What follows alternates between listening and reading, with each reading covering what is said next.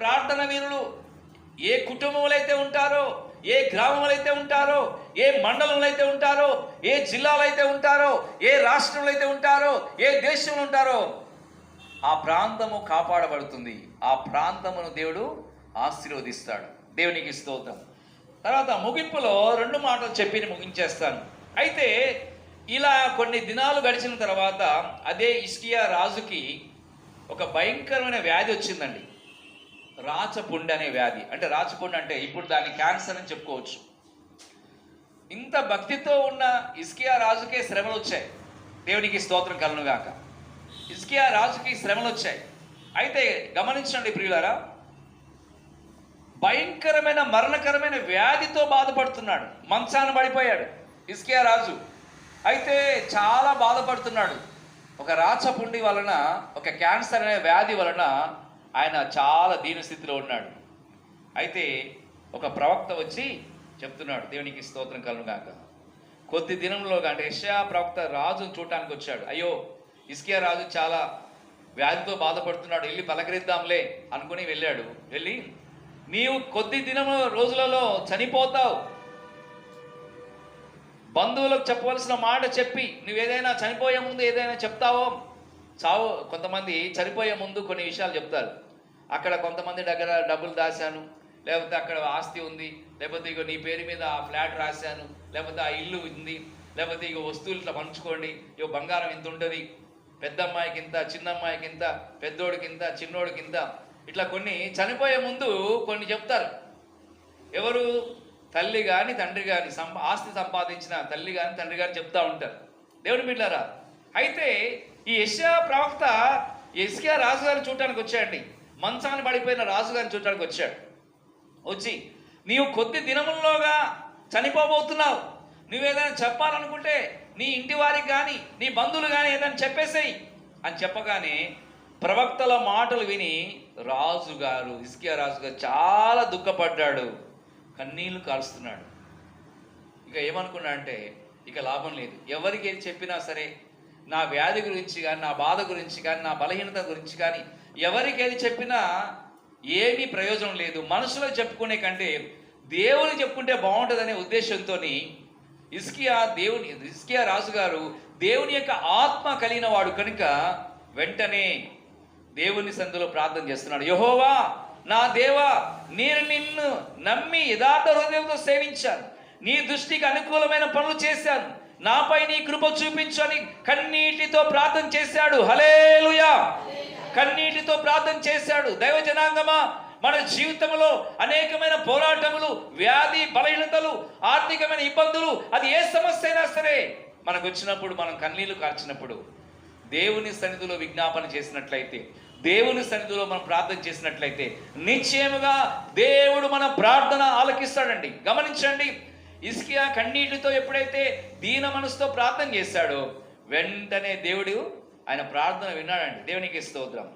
దేవుడు ప్రార్థన విని ఏ యెషయా ప్రవక్త వచ్చి చెప్పాడో మరలా దేవుడు పైనుండి ఒక సందేశం పంపించాడు యెషయా ప్రవక్తతో. నువ్వు వెళ్ళు, హిజ్కియా రాజు దగ్గరికి వెళ్ళి 15 సంవత్సరాలు ఆయుషిస్తున్నాను. ఎన్ని సంవత్సరాలు? 15 సంవత్సరాలు ఆయుషిస్తున్నాను.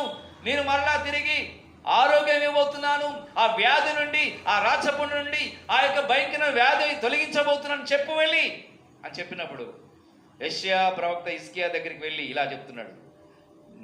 దేవుడు చెప్పాడు, ఈ మాట నీకు చెప్పమన్నాడు, నేను నీ ప్రార్థన ఆలకించాను, నిన్ను బాగు చేస్తాను, 3వ దినం నీవు దేవుని మందిరానికి వెళ్తావు, నేను నీకు 15 సంవత్సరాల ఆయుష్ పొడిగిస్తున్నాను. హల్లెలూయా. దేవుని బిడ్డారా, దేవుడు ఎవరిని కనికరించాలో వారిని కనికరిస్తాడు, ఎవరిని దీవించాలనుకుంటే వారిని దీవిస్తాడు, ఎవరికి ఆరోగ్యం ఇవ్వాలంటే వారికి ఆరోగ్యం ఇస్తాడు, ఎవరికి ఐశ్వర్యం ఇవ్వాలనుకుంటే వారికి ఐశ్వర్యం ఇస్తాడండి, ఎవరిని పైకెత్తాలనుకుంటే వారిని పైకెత్తాడు. ఎందుకంటే మనం దీనులుగా ప్రభుని వెంబడించినట్లయితే, హిజ్కియా హోదాను పక్కన పెట్టాడు, తనకున్న అన్ని పక్కన పెట్టి దేవుని సహాయాన్ని కోరుకున్నాడు. హల్లెలూయా. దేవుని బిడ్డలారా, మన యొక్క ఆత్మీయ ప్రయాణములో, విశ్వాస జీవితంలో, ప్రార్థనా జీవితంలో మనం ఈ లోకములో బ్రతికినంత కాలము ఒక హిజ్కియా వలె ఒక దీనులుగా మనం ప్రార్థించాలి. ఆయన కృపను వేడుకోవాలి, ఆయన కనికరాన్ని వేడుకోవాలి, ఆయన క్షమాపణ వేడుకోవాలి, ఆయన ఇచ్చే ఆరోగ్యాన్ని దీవెనలను పొందటానికి మనము ఆత్మతో, సత్యముతో, పూర్ణ హృదయముతో, పూర్ణ ఆత్మతో, పూర్ణ వివేకముతో, పూర్ణ బలముతో, పూర్ణ పట్టుదలతో మనం కన్నీళ్లు గార్చి ప్రార్థన చేస్తే మన అవసరతలన్నీ ఆయన తీరుస్తాడు. ప్రార్థన చేసుకుందాం. మహాగణుడా, మహోన్నతుడా, పరిశుద్ధుడా, కృపా సత్య సంపూర్ణుడా, మీ ఘనమైన నామ స్తోత్రం చెల్లిస్తున్నా. మీ మహాకృపను బట్టి నాయన ఈ 2026 సంవత్సరంలో మమ్మల్ని ప్రవేశపెట్టావు. మరి నాయన మొదటి నెల గడిచిపోయినందుకు స్తోత్రం. మొదటి నెలంతా కాపాడి ఉన్నావు. 2వ నెల ఫిబ్రవరి నెలలో మమ్మల్ని తీసుకొచ్చావు నాయన. మొదటి తారీఖున మా ప్రభా ఈ యొక్క 2వ ఆరాధనలో ప్రభా మీ సన్నిధిలో మీ వాక్యాన్ని వినటానికి, మీ సన్నిధిలో ప్రార్థన చేయడానికి మీరు ఇచ్చిన అద్భుతమైన సమయాన్ని బట్టి స్తోత్రం. మా తండ్రి మీకు స్తోత్రం చెల్లిస్తున్నాం. మేము ఎప్పుడూ కూడా హిజ్కియా రాజుగారిలాగా దీనులుగా మేము ప్రార్థన చేసే ప్రార్థనాత్మ మాకు దయచేయండి. మా ప్రభా మీ సన్నిధిలో ఎప్పుడైతే మేము కన్నీళ్లు గార్చి ప్రార్థన చేస్తామో దేవా, మీ యొక్క అభిషేకము కొరకు నాయన, మీరిచ్చే కృపావరాల కొరకు నాయన, మీరిచ్చే ఆత్మఫలాల కొరకు ప్రభా, మీరిచ్చే ఆరోగ్యము, మీరిచ్చే ఐశ్వర్యము ప్రభా, మీరిచ్చే ప్రతి ఆశీర్వాదము మీ సన్నిధిలో మేము కన్నీళ్లు గార్చి ప్రార్థన చేస్తే ప్రతి ఆశీర్వాదం మాకు ఇస్తావని మేము మాకు తండ్రి మీ యొక్క వాక్యం ద్వారా మాతో మాట్లాడుచున్నందుకు స్తోత్రం. తండ్రి, అష్షూరు రాజు వ్యతిరేకంగా ప్రవర్తించినప్పుడు, హిజ్కియా రాజు పైన యుద్ధము ప్రకటించినప్పుడు నాయన తండ్రి ఆ సమయంలో మీరే కాపాడి ఉన్నావు నాయన. యెరూషలేము పట్టణంలో ఉన్న మీ బిడ్డలైన వారిని అందరినీ కాపాడావు నాయన. హిజ్కియా రాజును కాపాడావు, మీ సన్నిధిలో ఉన్న బిడ్డలందరినీ కాపాడావు నాయన. ఈ యొక్క అంత్య దినాల్లో ఈ ప్రపంచంలో నాయన నలుమూలల్లో ఉన్న క్రైస్తవ బిడ్డల కొరకు ప్రార్థన చేస్తున్నాం తండ్రి. సేవకుల కొరకు ప్రార్థన చేస్తున్నాం, సార్వత్రిక సంఘం కొరకు ప్రార్థన చేస్తున్నాం, విశ్వాసుల కొరకు ప్రార్థన చేస్తున్నాం. వారు ఏ డినామినేషన్ చెందినా సరే ప్రభా, మిమ్మల్ని నమ్మిన బిడ్డలు ప్రభా, మీరు చేయి విడిచిపెట్టే దేవుడు కాదు నాయన. మీకు స్తోత్రం తండ్రి. మీ బిడ్డలైన మా పక్షమున మీరు యుద్ధం చేయడానికి సిద్ధంగా ఉన్నందుకు స్తోత్రం. మీరు రాజులకు రాజుగా ఉన్నారు, ప్రభువులకు ప్రభువుగా ఉన్నారు నాయన. మీరు అధికారం గల దేవుడై ఉన్నావు తండ్రి. మీకు స్తోత్రం. ప్రపంచంలో ఉన్న ప్రతి దేశంలో నుండి నాయన ప్రార్థన వీరులు దయచేతండి. హిజ్కియా రాజుగారి జీవితంలో శ్రమ వచ్చినప్పుడు, కష్టం వచ్చినప్పుడు ఆయన మందిరంలోకి వెళ్ళి ఒక దీనుడుగా ప్రార్థన చేశాడు ప్రభా. ప్రార్థన చేసినప్పుడు ఆయన ప్రార్థన మీరు విన్నారు తండ్రి. హిజ్కియా రాజు గారి పక్షమున, యెరూషలేము పట్టణంలో అనేక ప్రాంతాల నుంచి వచ్చిన బిడ్డల పక్షమున మీరు ఉన్నావు తండ్రి, కాపాడి ఉన్నావు. హిజ్కియా రాజు గారి యొక్క జీవితంలో ఒక భయంకరమైన మరణకరమైన వ్యాధి వచ్చినప్పుడు, ఆ రాచపుండితో బాధపడుతున్నప్పుడు, ఆ క్యాన్సర్ వ్యాధితో బాధపడుతున్నప్పుడు, చనిపోయే పరిస్థితుల్లో ఆయన నువ్వు కాపాడావు తండ్రి. ఆయన కాపాడటం నీ చిత్తము తండ్రి. మీకు స్తోత్రం.